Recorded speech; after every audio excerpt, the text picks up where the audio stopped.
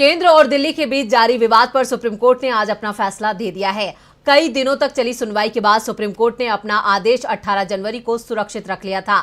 दिल्ली में प्रशासनिक सेवाओं पर केंद्र और दिल्ली सरकार की विधायी और कार्यकारी शक्तियों के दायरे को लेकर फैसला दिया है। तो कौन है दिल्ली का बॉस, देखते हैं ये। केंद्र और दिल्ली के झगड़े के बीच आज सुप्रीम कोर्ट का अहम फैसला आ गया। सुप्रीम कोर्ट ने दिल्ली में प्रशासनिक सेवाओं पर नियंत्रण को लेकर केंद्र और दिल्ली सरकार के बीच विवाद पर अपना फैसला सुनाते हुए साफ कर दिया कि दिल्ली के असली बॉस सीएम केजरीवाल ही रहने वाले हैं। सुप्रीम कोर्ट से मोदी सरकार को बड़ा झटका लगा है, जबकि दिल्ली सरकार की बड़ी जीत हुई है।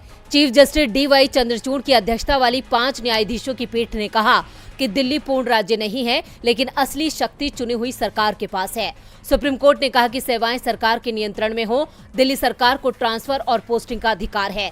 दिल्ली सरकार की सलाह और मदद से एलजी सरकार चलाएं। सुप्रीम कोर्ट ने कहा कि हम 2019 में जस्टिस भूषण के फैसले से सहमत नहीं हैं।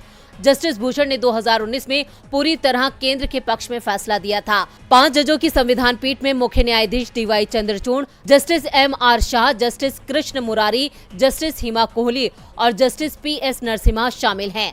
सुप्रीम कोर्ट ने आदेश पढ़ते हुए कहा, दिल्ली विधानसभा के सदस्य दूसरी विधानसभाओं की तरह सीधे लोगों की तरफ से चुने जाते हैं। लोकतंत्र और संघीय ढांचे के सम्मान को सुनिश्चित किया जाना चाहिए। हालांकि कोर्ट ने कहा कि अनुच्छेद 239 ए दिल्ली विधानसभा को कई शक्तियां देता है, लेकिन केंद्र के साथ संतुलन बनाया गया है। संसद को भी दिल्ली के मामलों में शक्ति हासिल है। उपराज्यपाल की कार्यकारी शक्ति उन मामलों पर है जो विधानसभा के दायरे में नहीं आते।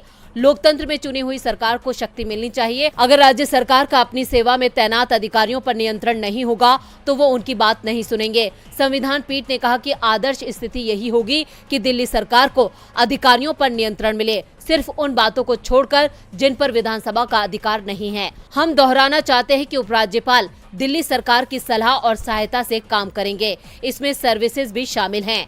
आपको बता दें कि दिल्ली के पास पुलिस, कानून व्यवस्था और भूमि मामले में अधिकार नहीं है, यानी इन मामलों को छोड़कर अन्य विभागों के अधिकारियों पर दिल्ली सरकार को नियंत्रण हासिल होगा।